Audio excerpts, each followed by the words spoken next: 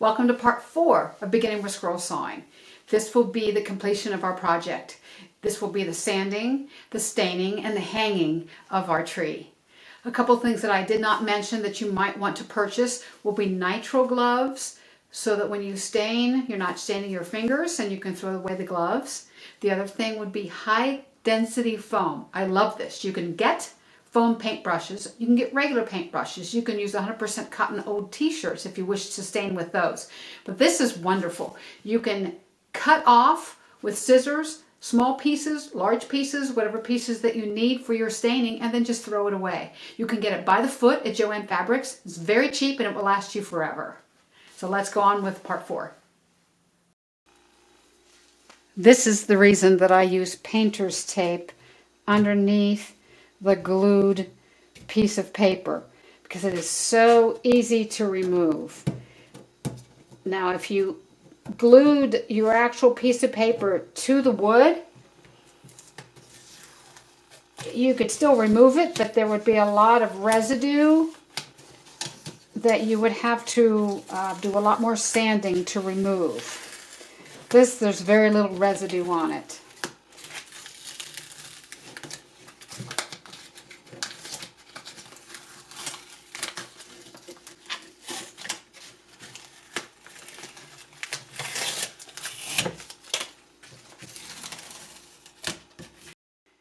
Here I'm using 150 grit sandpaper. You can use a little bit stronger if you want.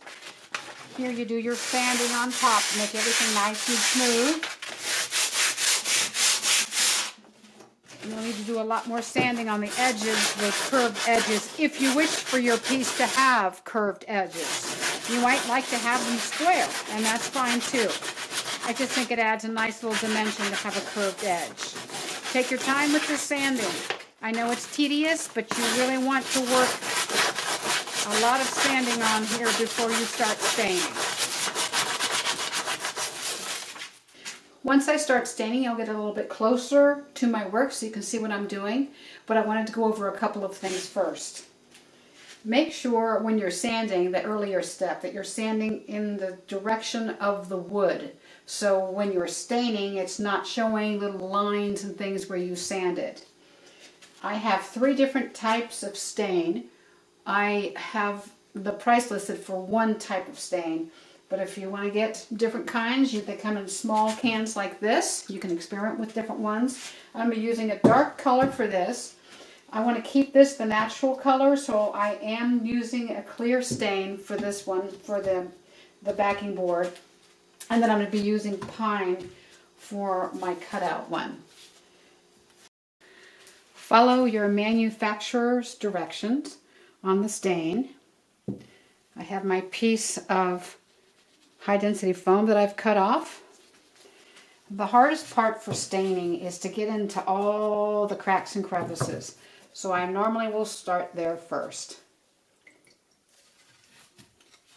And then you can get the rest of the piece, because that's the hardest part to stain. Take your time with this and have fun. And for each of these project pieces, I will be using another piece of foam because it's so cheap. I've stained a little bit of this on top so you can see what color this is. This is pine. It's actually called Puritan pine.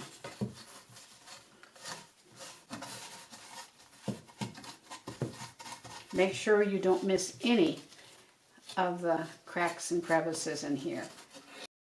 Okay, I have stained this whole piece and I'm just going back and evening it out.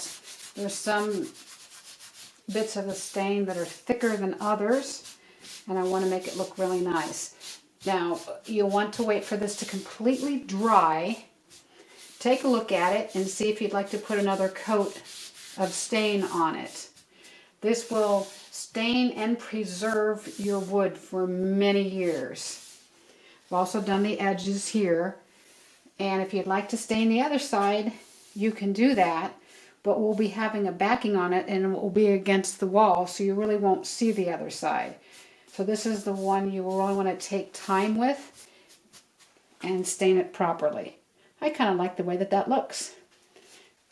Now for your backing on your fretwork piece, I have cut an 11-inch square piece of felt backing and then trimmed off the edges. You could use this for the backing of your fretwork piece, or you can use a piece of wood. I think this is a 10 by 10 inch piece, and you could glue that to the back of your cutout. You could also use construction paper if you want to do it that way. Your last step is going to be how to hang your piece. Now for this one, I'm not using a backing at all. I'm actually going to use the paint on my wall to show off my cutout of the tree. I use screw eyes at the top of my piece. Hopefully you can see that. I have that listed for you. You measure on the top to get the exact center. I've taken a regular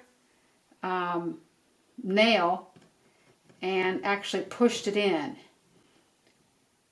firmly so I can get my start of my screw eye. This will take time, but you don't really need any tools other than just twisting and pushing really hard in order to get the screw eye to start screwing in. See how that's already grabbing?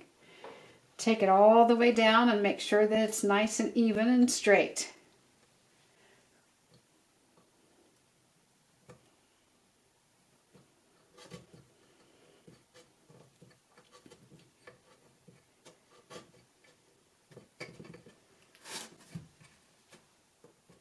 And that's it. You're ready to hang your piece. I just want to take time to thank you all for joining me on my very first videos for beginning with scroll sawing. I hope to do many more in the future. My next one will be a puzzle made out of one of your own special pictures. So I hope you join me then. Thanks again.